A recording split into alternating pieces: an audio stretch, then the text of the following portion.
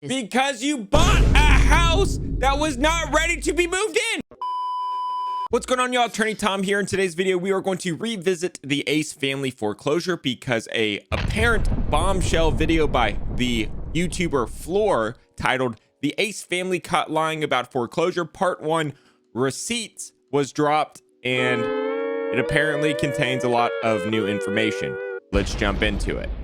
The contractor, he was not a licensed contractor and he was using someone else's contracting license, and we were unaware of it for 2 years, okay? So he lied to us and said that he's the contractor, but in reality, the real contractors was this contracting company called T&L Constructions. So they're the real contractors to this house and the only licensed contractors to this house. First, let's take a look at exactly who this contractor they're talking about is. I'm sorry, I'm a slow reader. The contractor they are referring to in their video is someone by the name of Avi Cochlany. Avi is the builder Austin originally approached to combine the two properties into a mega mansion. Seen in this official statement of information filed with the Secretary of State of California, Avi Cochlany is one of the owners of M Development LLC, along with his brother Tommy Cochlany. Both individuals are named as beneficial owners of the company. Furthermore, note that the type of business is labeled as construction, development, and remodeling. M Development is important because they had been the previous owners of the Ace family property from 2016 until Austin and Catherine moved in. Interesting. So they weren't just the developers, they were also the owners of the property. It's not out of the ordinary for the developer to also be the owner of the land. They buy the land raw or buy a fixer-upper, develop it themselves, and then decide to sell. Seen in this permit application from 2017, M Development is listed as the owner of the property. During the development and construction of the Ace family compound, the property only ever had something called an owner-builder permit. An owner-builder is what the term indicates. The person owns the property and acts as the general contractor on the job, and either does the work or has employees or license. Interesting.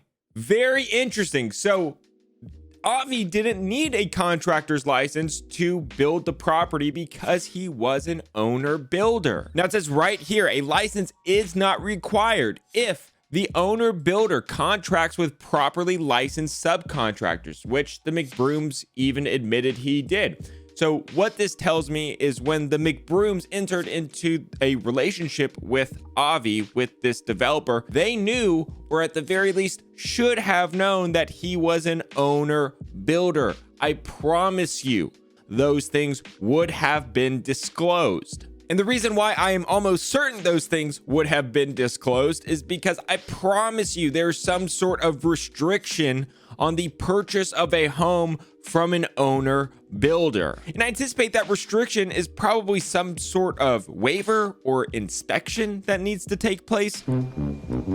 Let's keep going. In this case, the owner-builder is Avi, and he was never legally required to have a contractor's license, and the Ace family always knew this. Catherine was correct in saying that TNL was technically the only licensed contractors, but under the owner-builder permit for the property, it was completely legal for TNL to work as subcontractors under their unlicensed general contractor Avi. This would have been all over the paperwork they signed.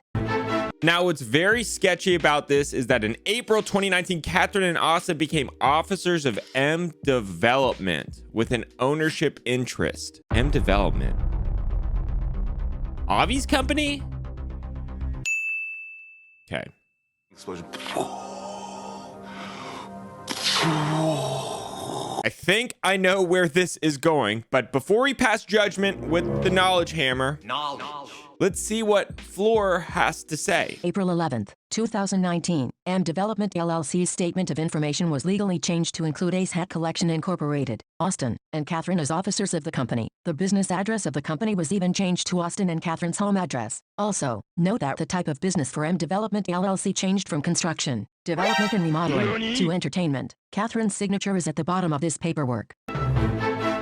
Catherine and Austin would become owners because they basically inherited the owner-builder relationship, which shows that they knew the house wasn't ready, which shows why they took out a hard money interest-only loan that was consistent with building homes. Y'all, this is really bad. This essentially corroborates my theory from the last video. Even if they didn't have the expressed conversation, what their actions are saying is that a conversation like the following occurred. Hey Ace family, I'm Avi, the owner builder of this property. Unfortunately, this property isn't ready yet and it hasn't passed inspection, and I'm an owner builder, so it needs to pass inspection before I can sell it to you. Avi, we want this house now. So what we're gonna do is we're going to buy your company and become the owner builders. Then we'll finance the deal with a hard money interest only loan so we can pay for the repairs to this house ourselves. After it is complete, we will refinance the hard money interest only loan into a conventional mortgage. Okay, that's fine if that's what y'all want to do, but just know you're taking on the risks as if you are a builder. And again, I'm not saying that conversation actually happened. I'm just saying that that conversation is what is implied by what I'm seeing. In my opinion, they became members of M Development LLC because under an owner-builder permit, the property is ineligible for resale unless the owner-builder has lived at the property for at least 12 months. One loophole to this situation is a quitclaim deed. No! Oh no. This is getting way worse for the McBrooms. Oh my gosh. Okay. So apparently in California, there's a rule where owner builders need to live in the property for 12 months before they can sell it. So presumably they became owner builders of the M Development Company in order to forego that 12-month period, but then they went one step further. They sold the house to themselves using a quitclaim deed. And I've talked about quitclaim deeds on this channel before. I did a series about real estate.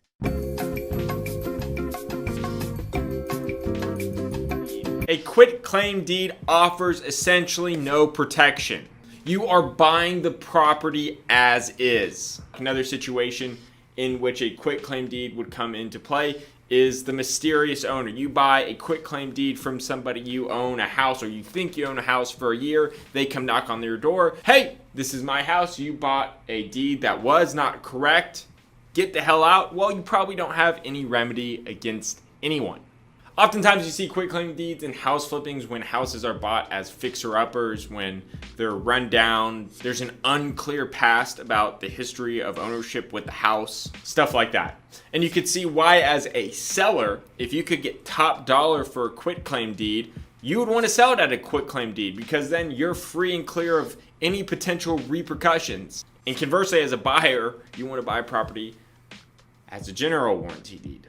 And that is definitely something that you need to be aware of when you're negotiating a home. Essentially, what a quitclaim deed means is that the Ace family bought the house as is with no warranties. So even if Avi and his team built a lemon and the house was incredibly defective at no fault of the Ace family, they cannot go back and sue Avi for the damage done to the house. They bought the property as is, which is a big deal. What the hell were they thinking? What's your profanity? It was bad enough that they became owner builders. If this gets any worse, I'm gonna have a heart attack. The exception is that they can be used when a property transfers ownership without technically being sold. That is when no money is involved. Therefore, no resale occurred and the McBrooms can officially become owners. They likely exchanged money for the property outside of the quitclaim deed. Since quitclaim deed transfers are considered gifts, they are typically used between family members or business partners.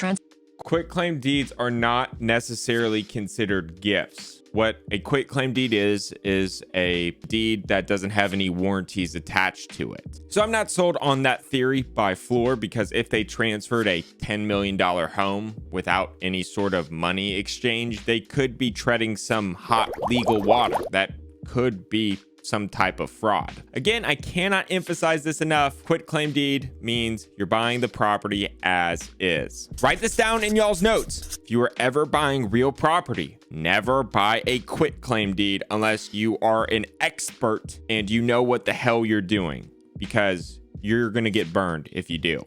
Write that down, write that down! While still partial owners of M Development, Austin and Catherine entered into a quitclaim deed with the Kherkher family. They transferred the deed solely to Ace Hat Collection, and subsequently Austin and Catherine removed themselves as owners. I believe the McBroom family became temporary owners to make the quitclaim transfer more legitimate, and possibly for tax reasons too. It also makes me believe they were always aware that their general contractor never had a license, since they were— Yes, they're aware. Of course they're aware. Everything is pointing to that they were aware. were aware of the owner-builder permit, and they went through all that trouble to disguise the sale of the property. We never got a certificate of occupancy. We are not legally able to be occupants in our home that we've been paying for, that we purchased for almost 3 years. We have never had a certificate of occupancy. While it is Because you bought a house that was not ready to be moved in, and you assumed the risk of being a builder. What are you? An idiot sandwich. That isn't the only reason why they were never legally allowed to live at the property. In July 2019, Austin and Catherine took out an almost $9 million mortgage loan with 5 Arch Funding as the lender. In the loan's agreement, the conditions were that the loan was for business purposes, and under no circumstance shall the borrower occupy, establish, or use the property, or any part thereof, as borrower's residence or residence of any principal. The agreement went on to say the property is owned by the borrower exclusively for commercial purpose, either for repair or resale. This means that they obtained the mortgage under false pretenses, making the lenders believe that they were not living there and only using the property to work and film, or to flip and resell at a later date. Austin McBroom signed the agreement, and by making this their permanent residence, Catherine and Austin committed mortgage fraud. Okay, I am not going to make a determination on the mortgage fraud. I know what the loan said. They can't use it for primary residence, but you could make an argument that the Ace family's business is them filming themselves. So I think you could make an argument that their commercial purpose is living there and filming there. But again, that's just an argument, and I think pretty plainly on the document it says that this loan is for business purposes only, and under no circumstance shall the borrower occupy, establish, or use the property or any part thereof as borrower's residence or residence of any principal. Oh, hello! This is actually a really interesting contracts question. If this were to go to litigation, the Ace family would argue, hey, you gave us this money. You knew who we were. You knew we were the Ace family. You, as the sophisticated business, should have known that we were going to film and live here because that is our commercial purpose. So I'm not going to go and call it mortgage fraud just yet, but I am going to say that this is consistent with the type of loan they got. Again, hard money, interest only loan. It makes sense now because they got a commercial loan for a house that they bought on a quit claim deed that was not ready to be moved in. They were never legally allowed to occupy the residence because of this. I don't know. They told people that whoever was like writing the Underwriter? permit to build, they told them that they weren't actually going to live there. They were just going to film there. And they The city that. Yeah, and they moved in anyways, permanently, right? So That's obviously a different fact that could support mortgage fraud. That video absolutely dropped some bombshells, and the situation is way worse than I thought. The most important thing that I learned is essentially the McBrooms probably don't have any recourse against anybody because they bought a quit claim deed. But their actions prior to the quit claim deed transfer show that they were probably aware of what's going on. I mean, you just don't become part owner of somebody's company to become an owner builder and then transfer a deed via quit claim deed. So I think it's justified. The Ace family, y'all get a knowledge hammer. I don't know who was advising you, but get a lawyer next time. Okay, so that's it for the video. There's actually more to the video, about 5 minutes more, but it doesn't really cover anything legal. So the link's down below. If you want to watch it, go ahead. My goal is always to make content worthy of your time. Thank y'all so much for watching. Talk to you later. Bye. He's a catastrophic injury attorney who accidentally became a YouTuber. Attorney Tom.